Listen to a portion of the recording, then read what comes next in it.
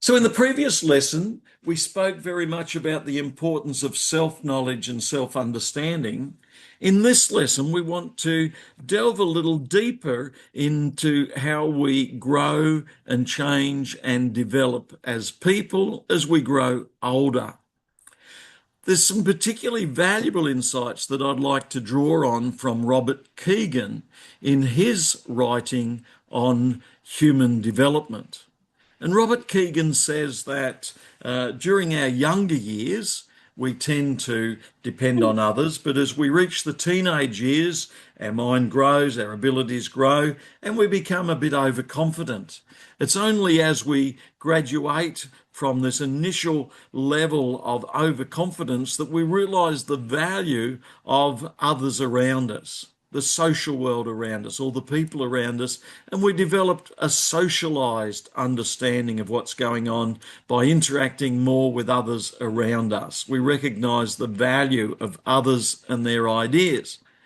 Then, as we go on further and learn more, we gain greater confidence in our own views and our own knowledge. And Kegan says this is an important stage where you take responsibility for your views and your knowledge. He calls this self-authoring, where you take responsibility for your views and your expression. And then as we begin to express our views, explore them and gain even further knowledge through interacting with others, listening to others, testing our views, we finally come to the knowledge of those ideas and concepts that are truly transformational, that make a huge difference in people's lives. Kegan's ideas are written in his book, The Evolving Self, the problem and process of human development. The problem in that every stage of human development faces challenges, but there are also opportunities as we grow wiser and as we learn more. So in the developing or evolving self, Robert Kegan discusses the ways in which all aspects of growth require development in order to move on to all that God has for us in who we are and in our leadership.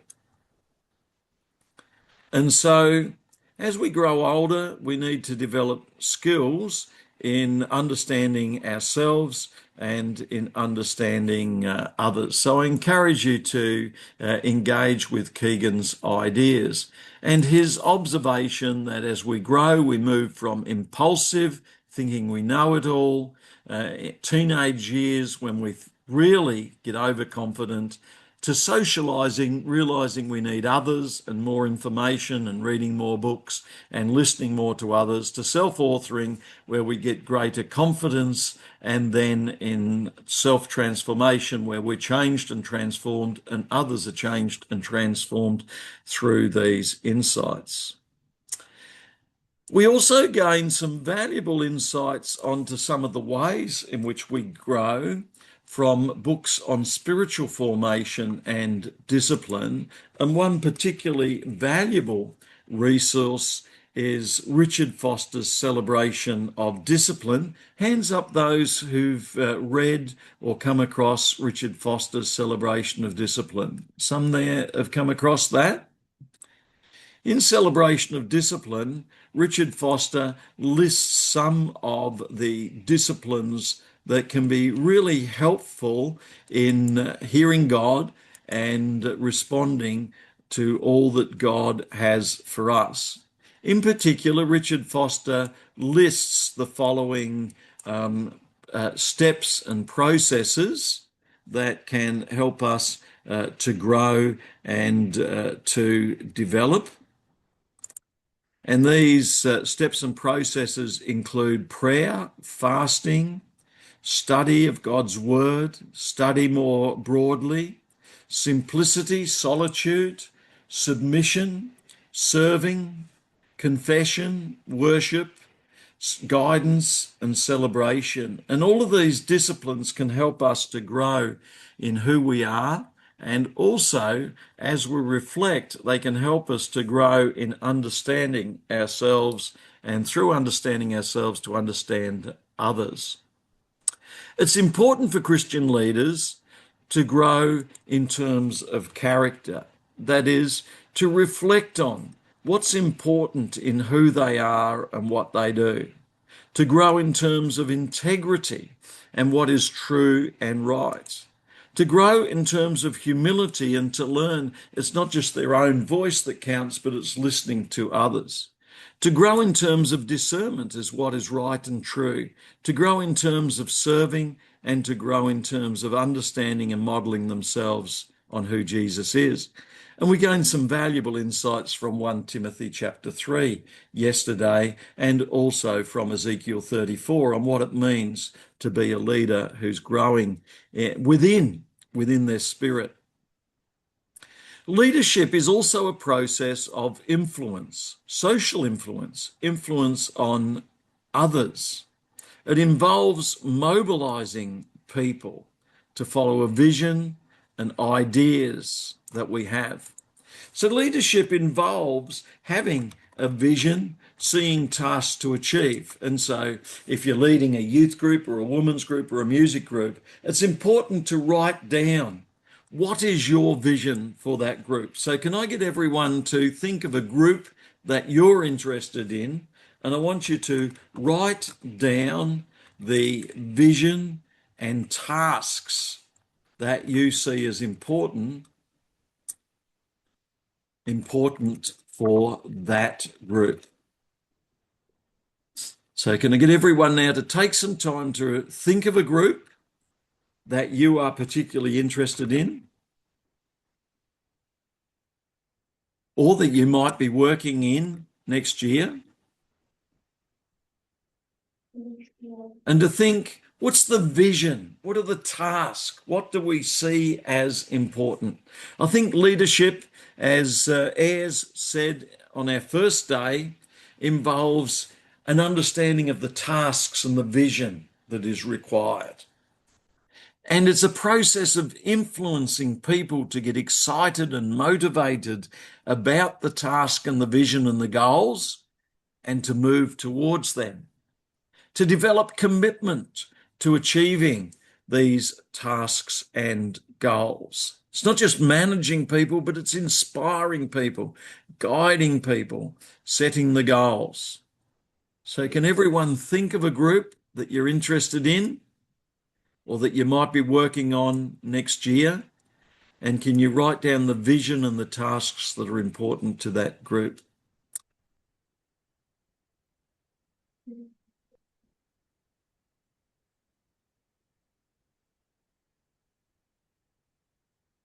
Can I get someone to share in Nepali with the others in the class, just to share with others what are you interested in and what's the vision and task there? Someone able to share that?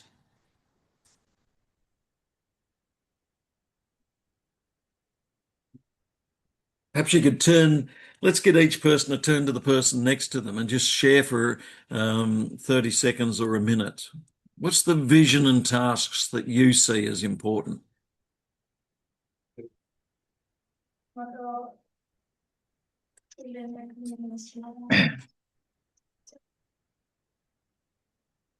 We might all have different visions and tasks, some with youth, some with women's ministry, some with church, some with music.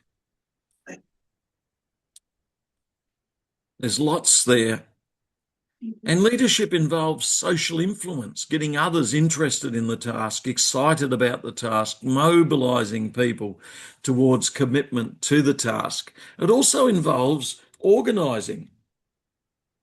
And so you might hold a day where people can gather and be involved in the task. And so you need to set aside a place and a time where people can be involved in the task. You need all the resources and you need a reason for being there to draw people in to the task.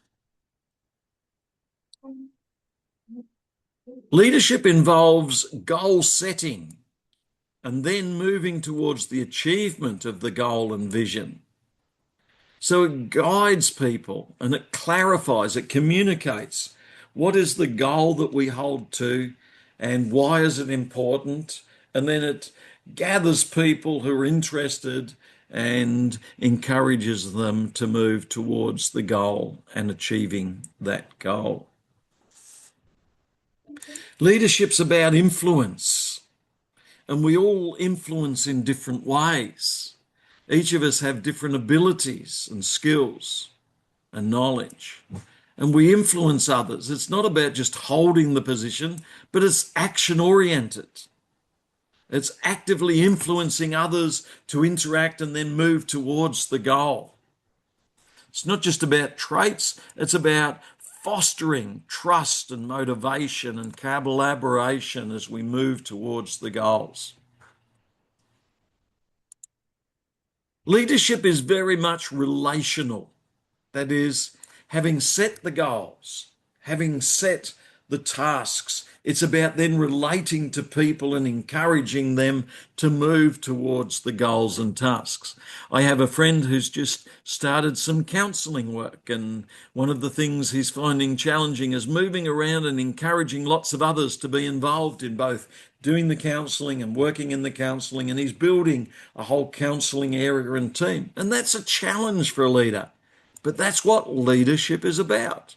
It's motivating and guiding and encouraging others towards goals. It's about dynamic relationships in which you listen to others, and it's about adapting to what others are finding. It's also about understanding followership and leadership. That is, followers have certain interests, certain passions, certain things that they're wanting. And so to understand followers, we need to listen to them. Followership and leadership work together. And if you don't understand the followers, then you're not going to be as effective as you need to be in what you do. So followership is particularly important. Followership and leadership work together with shared responsibility. That is, the leaders share the goals. The leaders often take the spotlight. The leaders often set out what we're going to do. But then listening to the followers, you may discover that some have got particular skills and insights, and it's a partnership between the leaders and the many skills and insights that the followers have that gets things done. Both the leaders and the followers are actively involved. And I've seen at times, if you don't get the followers involved and don't listen to them, you can lose them. So it's important to understand the ways to motivate the followers, to motivate the team, to motivate everyone who's involved. Followers often can help leaders in many ways. They can provide input and support. They can provide a lot of help going forward. Followers have collective power, which can either support a leader or work against a leader. Followers live in particular contexts, that is, different followers, young people, older people, living in different situations have different needs. So there's a number of different types of followers, those who want to be passive, those who want to be more actively involved, those who want to be quieter in the background, those who want to be up front. And it's important to understand the different followers that are involved in the groups that you work with.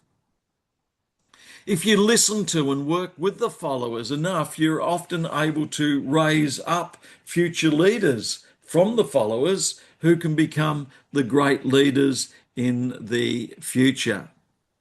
Often we pay insufficient attention to followers, and so it's important that we identify the importance of followership. So a leader is in relationship with followers. It's a dynamic relationship in which the leader can trust the followers, listen to the followers, empower the followers, help bring the followers together in various ways. That'll bring great success. But if the leader is at war with the followers and has different ideas to the followers, there can often be difficulties that unfold. It's important that leaders show authenticity and truth and integrity towards those who are part of the team and those who are following. And that way, confidence and trust in the leader grows. But at the same time, leaders can easily lose trust, and they need to be careful that they build up trust rather than lose trust. Conger also mentioned at the beginning of our lessons today, J. Conger also mentioned the importance of having a sound framework or theory or understanding of what is happening in the organisation. And we mentioned at the beginning of today's lesson how you can have a dominant authority, downward leadership, which is needed at times, or you can have a serving leadership, or you can have a relational leadership. That's three models. There's a number of different models of leadership, and it's important to understand the different dynamics in these different models. It's important to understand in these different models how the task and the opportunities and goals are going to be set in different ways. Often you need to listen to others, but often you need a small number in the team who are going to set the goal and move forward. Modern leadership development increasingly introduces the idea of a systems theory that understands all the different parts of the system, and you might want to draw up a model that includes the many different aspects of the systems of leadership that you're engaging with. Peter Senge, for example, says that organisations often function with interconnecting systems. And so there can be financial systems, spiritual systems, organisational systems, and a number of different systems that all are required to make effective activities happen. And it's important as a leader that you understand the many different systems that are involved. We also need to understand that there can be different cultures and different social understandings in the groups that we're involved in. Particularly important, said J. Conger, is feedback. And we could take a few moments to reflect on how well we listen to feedback. Think about how you feel when someone gives you negative feedback. Are you able to process it? And what's the best ways to work with it? Sometimes it's interesting to go and talk with someone else and say, someone said my preaching didn't go so well. What are your thoughts? And you could make it positive on how we could make my preaching better or develop my preaching. And so having a third person that you talk to rather than just the person who criticizes you can be helpful in developing strategies to develop further. And I find each time I preach, there's a couple of people I often go to and I say, how did it go? And what I like is a little bit of a thank you, you did well, but also a little bit of, you could try this, you could try that. And I listen from that and I try and develop from that. People often say I and ah. So has anyone heard me and ah? We should get you to count them and then you could give me feedback and you could say you and ahed 12 times today, but you improved from yesterday when you and ahed 15 times. So I try and listen to feedback when they say you and ah. And I've tried to, anyone got the count on how many ums and ahs today? And so it's important that we listen to feedback and that we are self-correcting in order to grow. We need honest feedback that can help us. Often this is difficult. We have people who either want to praise us and say we did well, or people who want to attack us and destroy us. We need to find people who give some nice, gentle, honest feedback. Often there's power differentials. There's powerful people who speak down to us, or there's other people that we speak to. Often that makes it hard to get feedback. Often there's fear of conflict. We don't want to be criticised. Often there's a lot of things that isolate us from constructive criticism. But it's important to be open to constructive criticism. Often, if you're not open to constructive criticism, we have blind spots. I know some people, whenever they talk to people, they just lounge right back. They need to be told that you need to sit up and present yourself well. So we need healthy feedback. We need structures that cultivate ongoing feedback, that ask, how are we going? How can we improve? That encourage reflection and accountability and learning. One effective system of feedback is called 360 degree, that doesn't just ask one person for feedback, but asks people all around us for feedback. And so this is called 360 degree feedback. Can I get everyone to write down 360 degree feedback? It's an organizational approach that seeks to get feedback from all around us. So it asks lots of different people. It might ask 4, 5, 6, 7, 8 people to give us feedback, or to even write down some things, maybe not put their names on, but just write down what went well. Often it's good to balance the feedback and to write down what went well and what could be improved. And we do that with our teaching often. We ask what went well, what could be improved. And that balance is very important. So 360 degree feedback is one form of feedback that asks for feedback from all around us, from supervisors, peers, subordinates, all the different stakeholders to give us feedback. Often in this feedback, people might talk about the task. How well are you doing with identifying the task in the youth group or the music group or the church group? How well do you understand the task? How well are you developing ways of achieving the task? We could ask about communication. How well do you communicate? Do you communicate clearly? Do you communicate early? Do you communicate in a number of different ways, spoken and written? Communication is vitally important. And this can include many forms of communication like email. In some ways, we can't over-communicate. We need to communicate more. So if you're holding a meeting on a certain date, it's a good idea not to just mention it once, but mention it 4 or 5 times. Mention it a week before, mention it a month before, and mention it a number of times coming up to the time of the event. Feedback could also ask, how well are you developing yourself? How well are you developing others? How well are you identifying potential in yourself and developing it? How well are you developing potential in others and developing that as well? Feedback could involve identifying need for areas of change and then leading that change. So if things are not going so well, how could we improve what's happening and how could we bring about change? I think listening to people before you bring about the change and say, we are thinking of doing this, changing the way the chairs are laid out and the meetings laid out and the time we meet, all of that can benefit from listening to people first and getting feedback. Remember, it's important to focus on people and their needs. And so feedback could ask the question, how well are we looking to and listening to and identifying the needs that people have?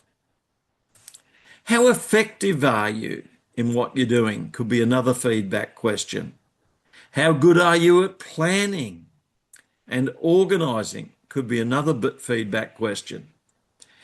What results are being achieved and how we're going about it? How are you relating to people? How are you building the team? These are the sort of questions that we could ask in seeking to get feedback.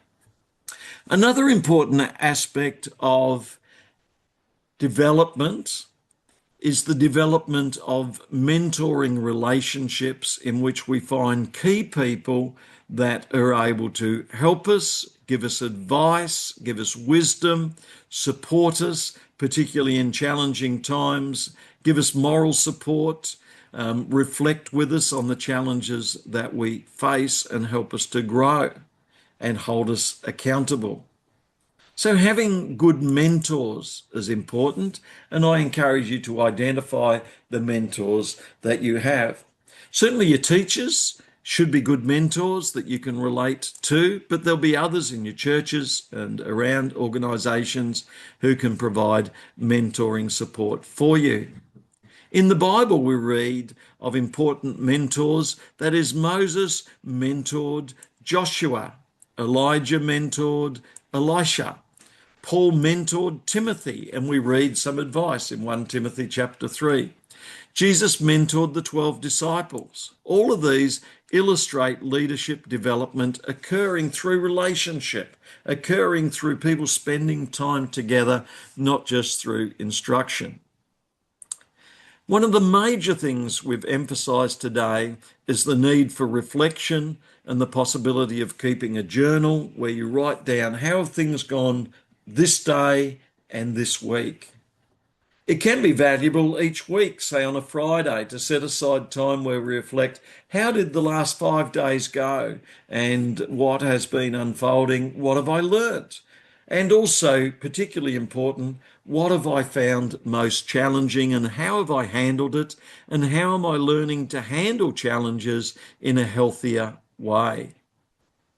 Donald Schoen argues that we need to develop expertise through reflection in action. That is, as we're actively involved in different activities like youth or music or church, we need to take opportunities to reflect. So we identify this is not going so well. So in the music, what do? The sound doesn't go so well. Next time we're going to test the sound beforehand.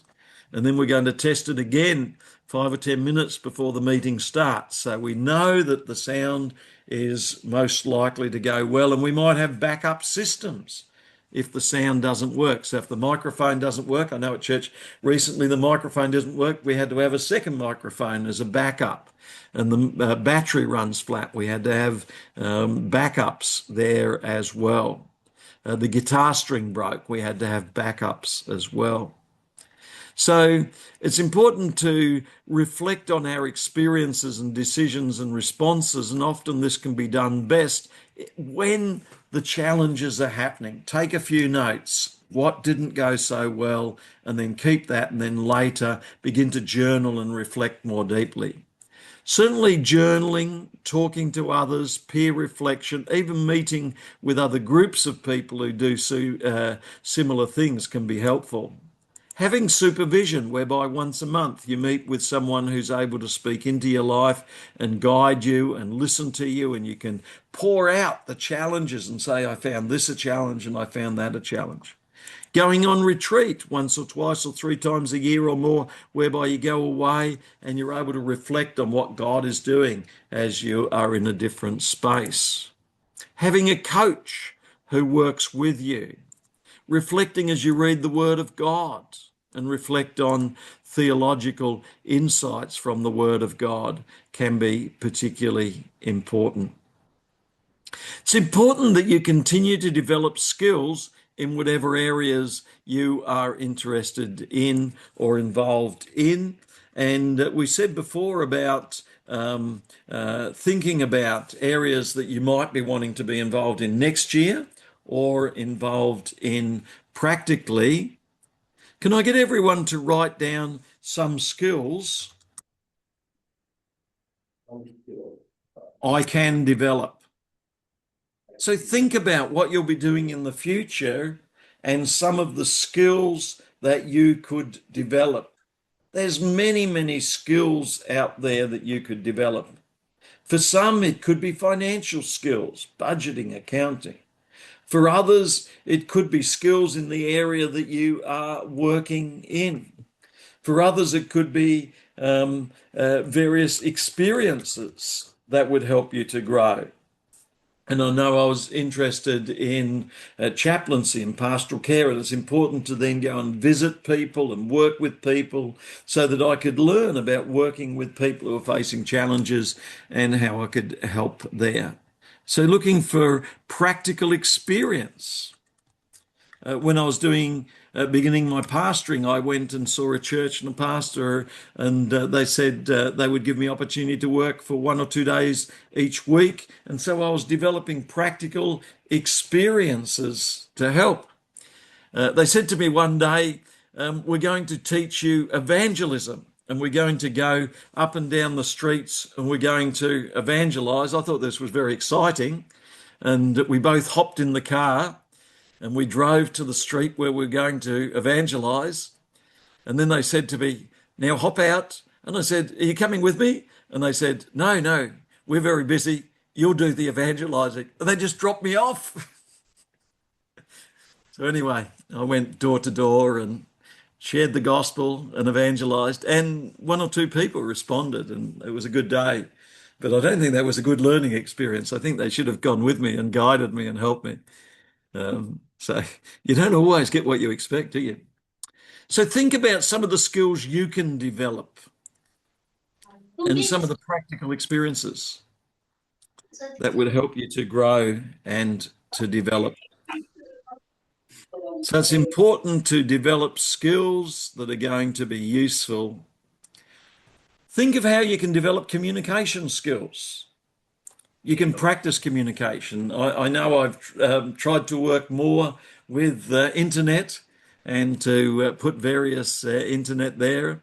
I've tried to use some social media and Facebook and Instagram and different things as well. So there's lots of things that you can do to communicate. Realize that you can't avoid conflict and the need to develop conflict management skills.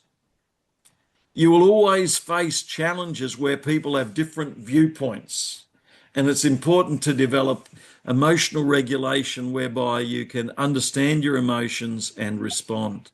If you've not written down already, write down conflict management and emotional regulation. They're essential skills to avoid. You can't just avoid conflict. Often things get worse, dysfunction deepens. You can't just face conflict too aggressively and say, snap out of it.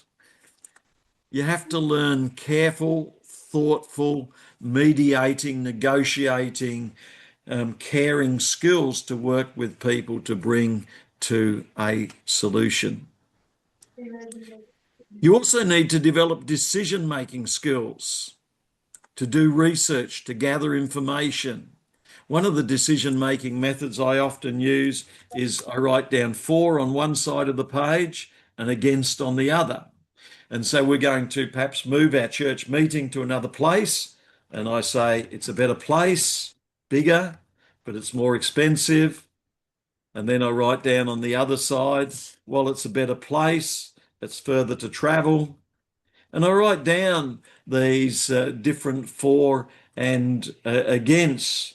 It's better presented. And so I write these down. And so writing them out on a mind map helps me to make a decision. I then talk to others and say, what do you think? How well do you think will go? And then I weigh it all up and pray about it and decide what will be the best decision. One of the things that you then need to do is to integrate all of these different things. We began by looking at Conga's discussion of the ways in which we grow and development. We began by realizing that we need to understand ourselves, we need to listen to others, we need to understand the tasks and all that is needed. We began by talking about all of these steps that are needed there. And so one of the things that's really needed is to integrate these insights that Conga develops. To integrate the need to grow personally, to understand our emotions and grow in our understanding of our emotions. The need to grow in our understanding of the tasks, to grow in knowledge. The need to understand the need for feedback from others, and to realize even when we find it hard, when people critique what we say, we need it as well. And then lastly, we need practical skills and practical learning, and we need experience where we put it into practice and we learn from experience and others. So I hope this last session has been helpful as we have looked further at insights in particular from Jay Conger, but also from others that remind us that God is at work, but we need to be continually growing as God works in our lives. Like that scripture in John 15, where the vine dresser is at work, pruning and shaping. If we want to be most effective in ministry and in life, we need to allow God to work through all of the many ways and many people that are able to help shape us and develop us. So look forward to seeing you again in 10 minutes' time. So let's catch up in 10 minutes. Thank you.